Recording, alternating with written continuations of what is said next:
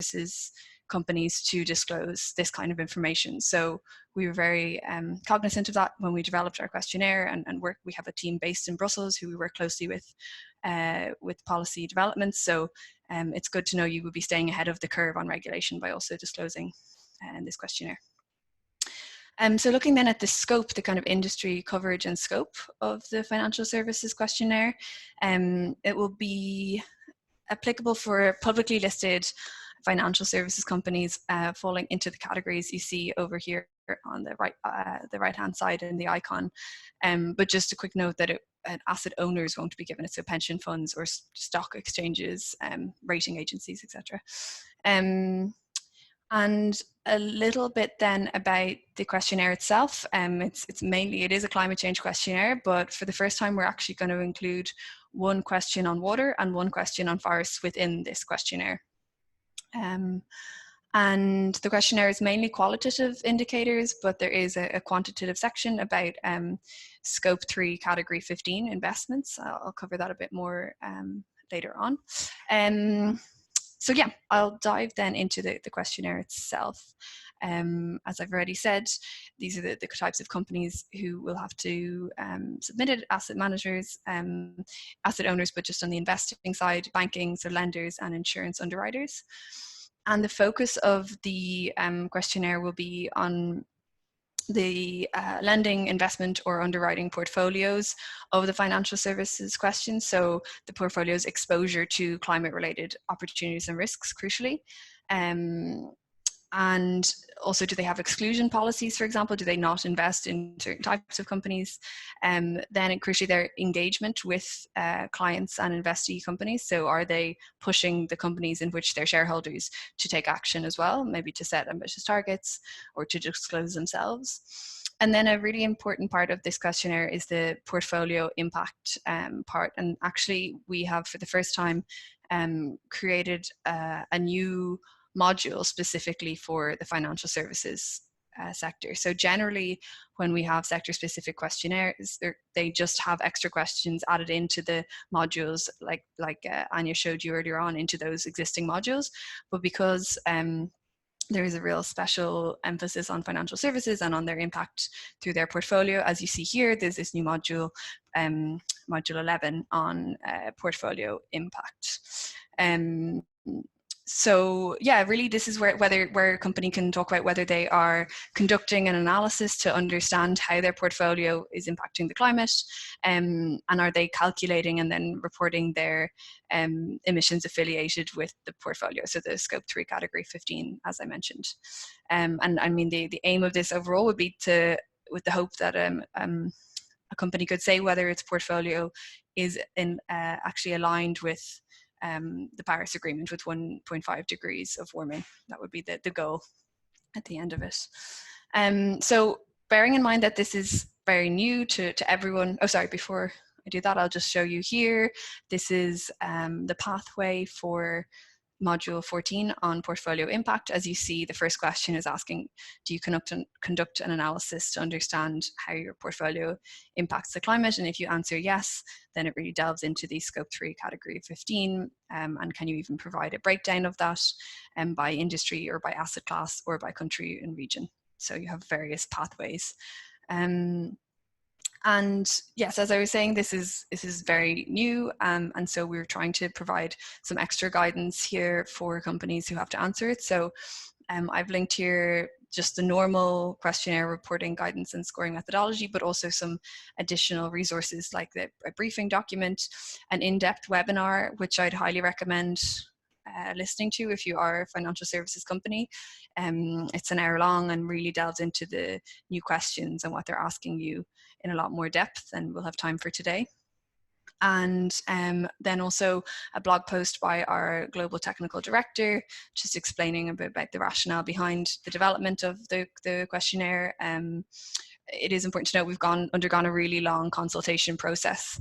Some of you may have heard about it over the past 2 years. We've worked with the technical working group involving stakeholders, including responding companies, and had a few different iterations of the questionnaire to come up with this one. But of course, we always are open to feedback, and as you go through the exercise of disclosing this year, we're happy to see if we can adapt it to improve again next year.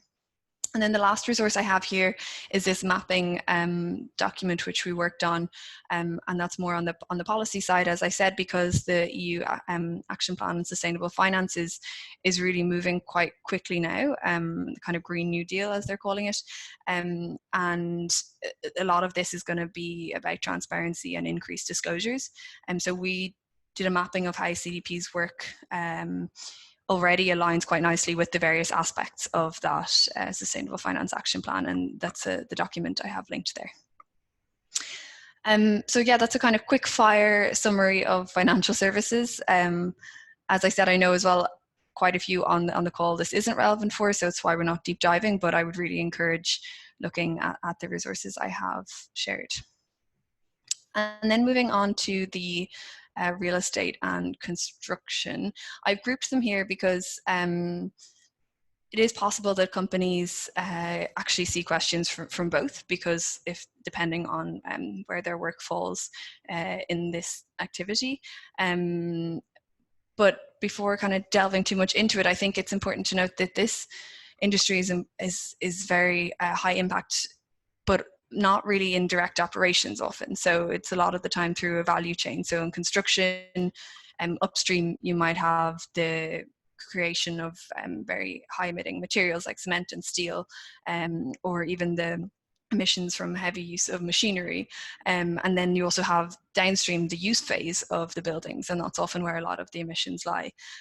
So I think that's why, you know, this wasn't one of the first sectors we did have a sector specific questionnaire for, like oil and gas and steel. We went with those first, but we're realizing that because value chains matter so much, and companies that lie along the value chain from those really high emitting sectors like steel or cement also matter what they're doing, and they can put a lot of pressure on their suppliers, let's say, to also increase their environmental performance. So on the slide here, you'll see that based on CDP's ACS activities, these are the companies falling into these sectors would receive each of the questionnaires. And what's important is they will, when you receive the questionnaire, you can, in the very beginning, in the 0.7 introductory module, you can specify which activities your company engages in. And then that will dictate which subsequent questions you see throughout the questionnaire. So you have that flexibility. And I think in this sector, the really important things, of course, are embodied emissions. I think Brian briefly mentioned them earlier, but these are the embodied emissions of a building. Would be the emissions from producing and installing the materials and components that make up the structure, as well as the lifetime emissions of maintenance and repair. And then there's the operational emissions of any building, which is like the emissions from the energy consumption and the day-to-day running of that building. And thus far, again, we haven't really looked at embodied emissions in our questionnaire, and that's what's going to be great about this new one as a way to capture that. So I've just summarized some of the key aspects that the questionnaire will look at. In module 6 on emissions data, companies can now disclose on whether they do a life cycle assessment of buildings emissions. Also of major renovation projects here, it's important to note. And then there's the embodied carbon emissions, as I've just said, and this would be at an asset level indicator where possible, where you have that data available. That would be best practice. And then there's the net zero carbon buildings, and the net zero buildings is an initiative by the World Green Building Council, with the aim of having buildings certified as net zero, so that they wouldn't be producing, they can use renewable energy, and they're not having a long lifetime emissions. And so that's also a very interesting initiative for anyone who is operating in the real estate sector specifically. I'd be happy to send some more information or even connect you with someone from the World Green Building Council about that net zero initiative. But we do ask about it in our additional metrics module of this questionnaire. And then finally, the low carbon investments aspect, also an additional metrics module. And this is asking whether your organization invests in R&D and research and development of low carbon products and services related to the sector activities, be it real estate or construction. So again, for resources here, as I said, I would highly encourage you to look at the resources we have. We did a joint webinar for the real estate and construction questionnaires.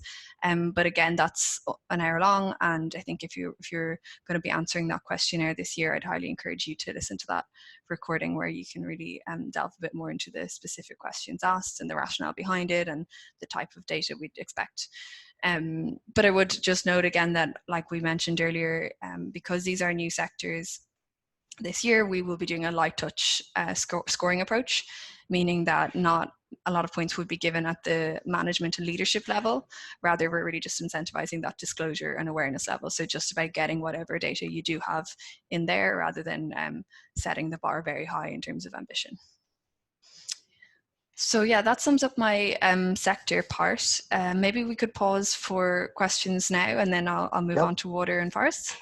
Yeah, I thought, Owen, fascinating. And you made a really interesting point there about the fact that even if you're not in these sectors, you know, particularly relating to finance, I mean, we're all, in all our businesses, finance has an impact. But also, I guess, in any real estate or construction, whether we're in the process of renting or we're in the process of building, these sectors have an impact on all our businesses. So yeah, very interesting where this is going. And as I said, looking at embodied carbon and issues like that, I believe certain countries are actually setting it as a requirement now for planning permission that you provide carbon data and information and footprints on your project and the clearance, construction, and the use. So yeah, some really interesting stuff there. Any questions? Anybody got anything specific? I don't know, do I unmute everyone, or I think just people can unmute themselves, I think. So if they have a question to ask on any of these. I guess one question I did have is, how did somebody know, will they receive, so let's say I'm a hotel, will I just automatically get sent that that hotel or the real estate questionnaire, or how does that actually work? When do I know I've been captured?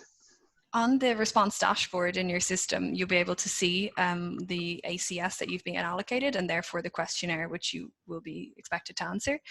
So that's one way. Additionally, then when you're in the online response system itself, you'll see in the introduction, it will say if this is a real estate or a construction or an agricultural commodities, it will say what questionnaire you're answering. And what you'd also notice then is dotted throughout, you'll have these sector specific questions which are marked with the abbreviation. So for real estate, it's RE. For financial services, it's FS. And they're the ones that are only shown to companies in that sector. Okay. Yeah, and if a company thinks that it's been misallocated, we're very much as well open to talking about that.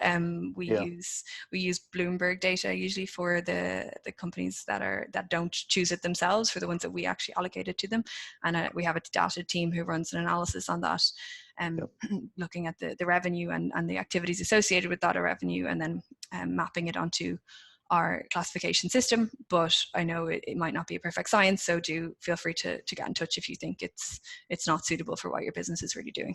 Yeah, because I guess a lot of businesses would operate in a number of different sectors. So yeah, so we do. It's a weighting system. So it's, in order to be, it has to be at least 20%, because sometimes you have one operating in 4 or 5 different sectors, and it's the kind of the highest revenue split per that activity that we go by. What some companies, and it's rare that this happens, but if a company has quite an even split into revenue activities, say 42% and 40 something percent into different activities, they could see 2 different sets of sector specific questions, but they would only be scored on their primary one, and that would be marked on their dashboard. So they can give information for the secondary sector questionnaires that they see, but it's not obligatory and it's not scored. Okay. And as I mentioned, this isn't all about just the score. Obviously, there's a lot of valuable information being shared. It's a good opportunity for you to use the framework as an assessment and to prepare for other frameworks and questions that might come down the track. So, okay, so do we want to move into the sessions on forests and water scarcity? Yeah, happy to do so. Okay. Go ahead. No, I was just going to say I get them. So what do you want to do? I always say it's forests as opposed to forestry, and water scarcity. So water security. Water security. I'm sorry. Yeah, no, that's okay. Don't worry. I know there's specific reasons for calling them that. You might address that because and again, people have. This is one of these areas where people regularly say, "Well, why am I being asked to answer the water questionnaire, or why am I being asked to answer the forests questionnaire?" Yeah, so hopefully I'll be able to address a bit of that in these 2 presentations. So I'm starting with water. So in this should just be 10 minutes or even less. I'll provide an introduction to our CDP's water work, explain the kind of business case for water action, why often there's water risks that we might not know about, as you were just saying, Brian, and then outline why investors increasingly need corporate water data for their own analyses, and give you a quick synopsis of our water questionnaire. So maybe just to situate CDP's work on water in a broader context, a couple of statistics. The UN predicts that by 2030 there'll be a 40% shortfall in water supply versus demand. So it's very close. That's in less than 10 years' time. And that's obviously also being picked up by places like WEF and Davos earlier this year. They launched their yearly report on global risks, and water crises, as you see here, scores very highly both in impact and likelihood, as well as these other ones in green, which are all climate related ones. And of course, water and climate have this kind of interdependency as issues too. So one often exacerbates the other. If there's climate change, it means there's more floods or more droughts, which has a knock-on effect. And this water crisis has actually featured in the top 5 global risks for the last consecutive 8 years. And what that means is it's really pushed the topic of water security up the agenda for a lot of stakeholders, companies and their investors, namely. Sorry, I have to mention where infectious diseases. I know. I think that might be heading to the. Might be over this slide. Yeah, I know. I did this. This slide was made pre-COVID times. It probably needs to be reevaluated. But looking then at some kind of concrete examples of these risks, and how they are already manifesting themselves for companies. So as you'll see in the center here, in the summer of 2018, the Rhine River was at record low levels, and what that meant was it disrupted the supply chain because cargo ships couldn't get along it. So companies think sometimes, oh, well, I'm not pumping tons of water through my my factory, so I don't need to answer to this questionnaire, or it's not a material issue for me, but it can very often be in your supply chain or outside your direct operations. And it can also be water quality issues. So that's something I'm going to talk about now in a moment a bit more, but there's various types of risks. As you can see, there's these physical risks like a river drying up and disrupting a supply chain, but there might also be regulatory risks. And with water quality, we see that a lot, where companies maybe are using a certain type of plastic or are dependent on that for an aspect of their production, but there's increasing regulations clamping down on single-use plastics, say. So yeah, it's important to think a little bit outside your direct operations as to why water could be an important issue, both from a qualitative or quantitative perspective. So I actually have a quick poll here. I think it's the second last one of the day, but it would be interesting to understand whether those attending, if your companies have conducted any kind of a water risk assessment internally. So I'll let people maybe get back onto Menti. Hopefully everyone still has the code to hand. It's starting to come in, Alban. Yeah. Okay, I'll stop sharing. We still have almost 28 people with us, so great. Okay, let me have a look. Okay, 30% have, and okay, 36. Oh, still a bit of movement around. Yeah, I'll give it a moment. Okay. But that's very positive to see. So close to 80% either already have or anticipate doing so in the next couple of years. So that's great. And I think that's something as well to emphasize, that if you have done this kind of an assessment and you receive a request to respond to CDP, it might be worth responding, even if you don't have a huge amount of data, because you might have found in your risk assessment that there was very little risk there. And that's also something you can express through the questionnaire. It doesn't always have to be, yes, we found these huge risks, or it's having this big detrimental impact. It can also just be kind of reassuring maybe stakeholders and investors that it's not going to be as impactful. So let me just share my screen again. Here we are. Are you seeing that now? Do you see? Yeah, we got you. Okay. So yes, CDP has been working on the topic of water for about 10 years. As Brian mentioned, we used to be called the Carbon Disclosure Project because it was just always focused on climate and carbon. But then we widened the scope partially as well because investors were caring about this topic and needing data specifically on water. And really the private sector is going to be pretty crucial to deciding whether we have a water secure future and whether we're going to really experience that 40% shortfall by 2030. And so we've seen a steady increase in water disclosure over the past 10 years since we launched, as you saw in the graph earlier on this morning. And we have quite a global spread. So companies across 110 countries worldwide are disclosing. And the data that they submit to our questionnaires is passed on to investors, as you see here, the number from earlier, over 500 investors with 106 trillion in assets, as well as these 40 plus large purchasing organizations which request the data through our supply chain program. And now I did just want to quickly focus a little bit on water pollution, because we released a report just last week on this topic. And I think, as I said earlier, I think people are a bit more aware of the issue of water quantity, so namely floods or droughts, and that hits the headlines and companies might be aware of it, but water quality issues are underappreciated.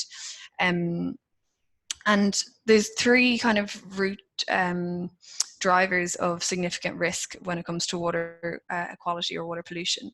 The first one is the potential for a company to be releasing pollutants in its own activities into fresh water, say, and then it could end up having fines or penalties or regulations against that, as well as maybe brand damage, reputational risks.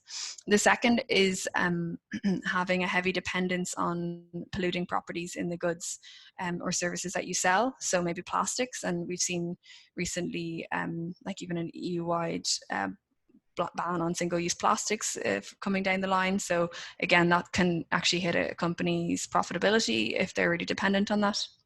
And then the third way is if you need high quality water for one of your business processes, but that quality of water is polluted, essentially, maybe not by your own impacts or by your own actions, your own company's actions. So that's where, again, the interlinkages across a value chain or in a river basin for water are so important, because that could, again, be a risk to your company. So yeah, as you see here on the slide, the World Bank has warned that there could be quite a big reduction in economic growth in certain areas due to poor water quality. And we are seeing this regulatory shift because of that, as well as, of course, the consumer awareness. I think the plastic one, particularly a couple of years ago, suddenly everyone was aware of that and started to think a bit more about how they consume plastics. So companies also need to be aware of that in their own operations and products. But of course, where there's risks, there's also opportunities. And I think that can be said for water pollution too. One thing is industrial wastewater. It's actually quite a vast untapped resource, and it's a potential source of heat or power and other high valuable materials. And they say that the regulatory climate for this is also favorable because, as I mentioned, governments are looking to really combat water pollution, and a study said that the market for smart water management is likely to grow from 8 billion in 2018 to 20 billion by 2021. So really harnessing that is a great opportunity for companies. And also then this market demand, as we said, because consumers are more aware of the issue, then they're actually maybe more likely to pay for something which will allow them to avoid that pollution. So I think there's a great opportunity for companies to think about it in the design stage of products. So they say 80% of a product's environmental impact is determined at the design stage. So they really need to think about like polluting or designing out water pollution in their early stages, and having this kind of future looking mentality when they're thinking about water risks and opportunities. So then, yeah, as I said, the increasing investor interest in corporate water data. I already mentioned this figure, and these are just a couple of the investor signatories who use our water data a lot. Norges Bank Investment Management particularly works very closely with us and analyzes our water data set. And they really like it because of its standardized and comparable format. So, if companies responding to CDP as opposed to putting some information on the website, it's a much more valuable source for an investor to run an analysis on than trying to kind of bring together very disparate pieces of information that aren't formatted and standardized. And that the same can be said then as not just investors that really use this water data, but also across a wide range of other actors. And I think Brian showed a slide earlier this morning, the powered by CDP data, and all of those actors which use CDP data on a regular basis, as we do sell our data or pass it on to civil society, for example. And so it means that you are disclosing in one place, but then the information is being disseminated quite widely. So now getting into the meat of it, to the water security questionnaire itself. The questionnaire is kind of designed as a journey towards water stewardship, and definitely would emphasize the word journey there. Like we said earlier with climate, it's not expected that companies on their first time responding would have all of the data that they're asked for, but they can kind of progress along. And it does provide this logical framework for action. It really gets companies to think through, firstly, how they're dependent on water, how they could be exposed to water risks, like some of those I mentioned, but also the opportunities, and how they might respond to those risks and opportunities.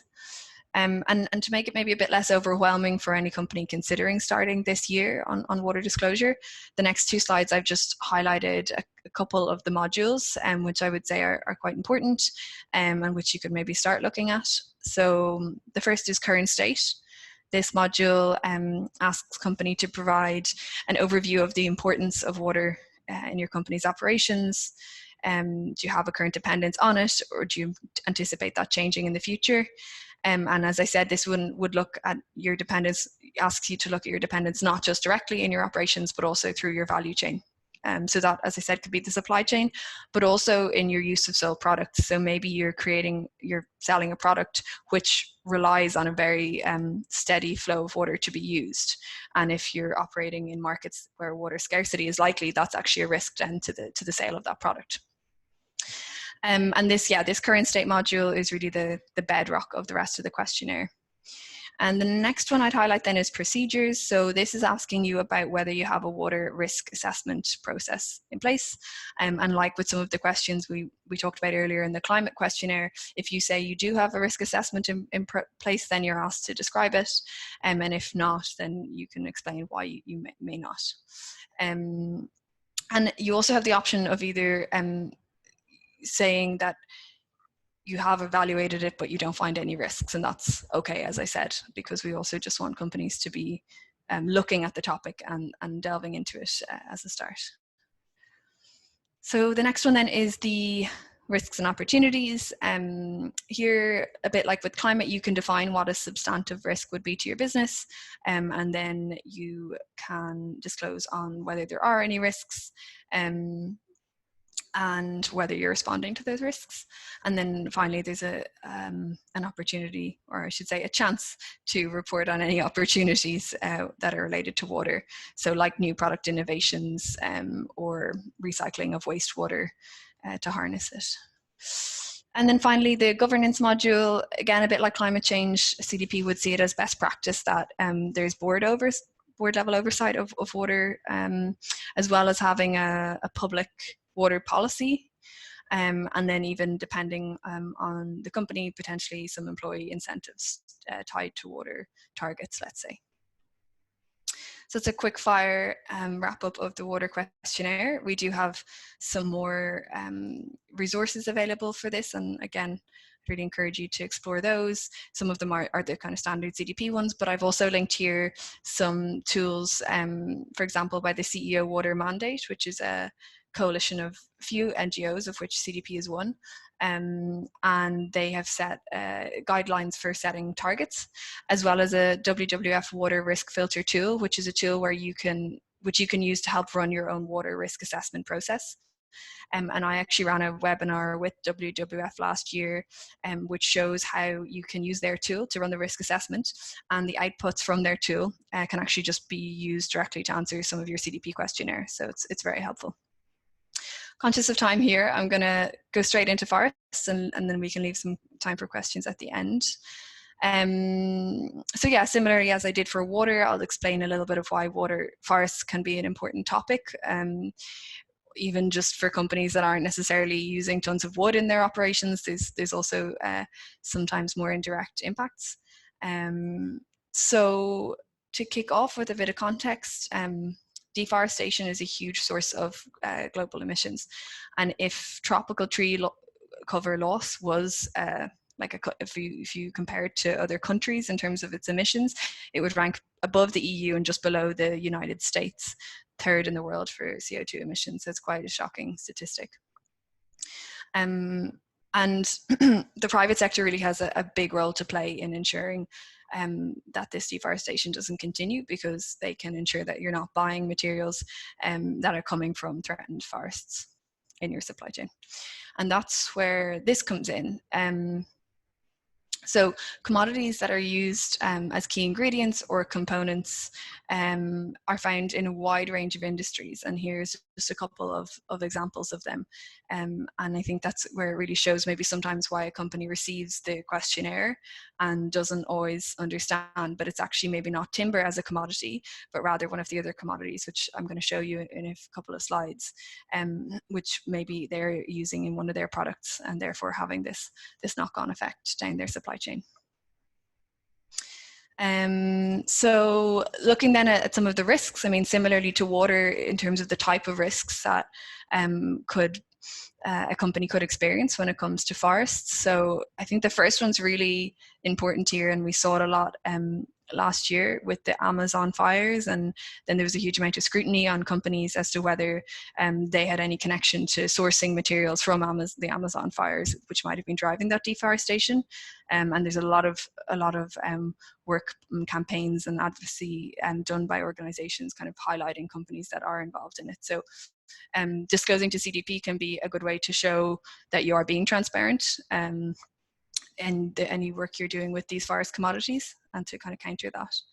And then there's the physical risks, as I said, changes in weather patterns that could disrupt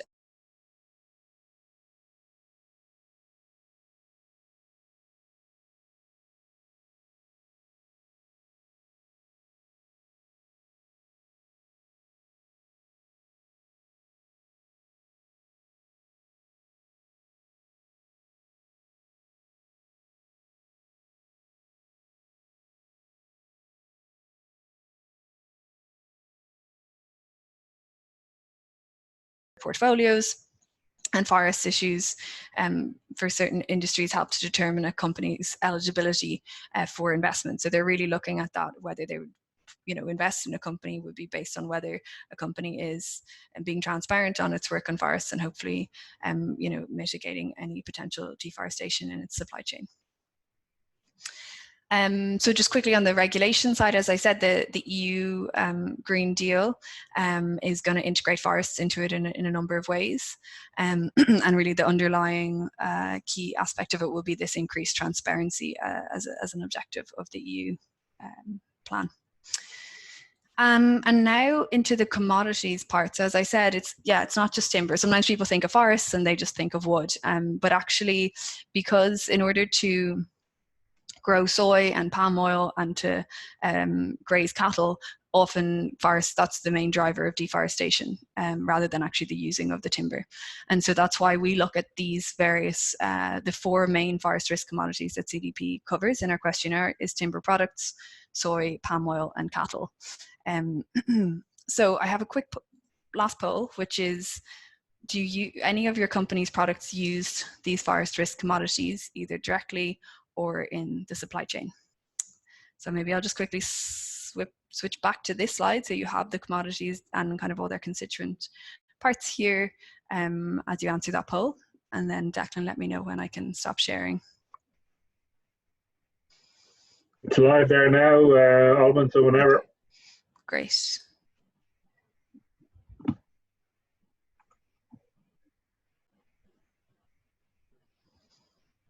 Okay. Supply chain. Okay, interesting. Okay, we only have 7 responses so far, but interesting that, as you see, they're very much in the supply chain. That's what we hear mainly with forests, and we work quite a lot actually.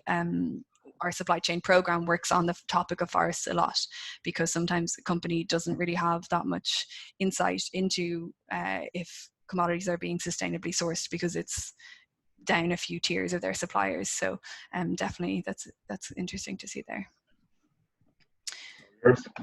Yeah, I'll just reshare.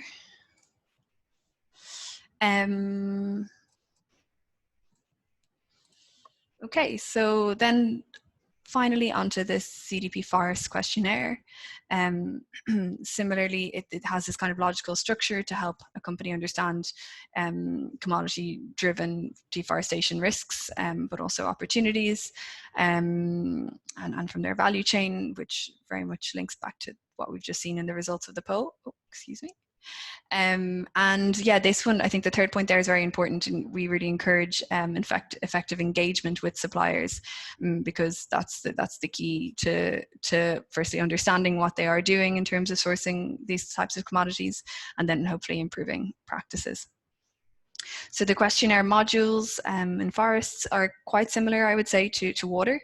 And I'll just quickly flag a couple that I would say are more important. The F2 on procedures. This is like with water, asking if you have a risk assessment process, and does that process take into account forest-related issues. Then F4 on governance, important, again, asking you whether you have board level oversight of forests issues, and whether you have a forest policy.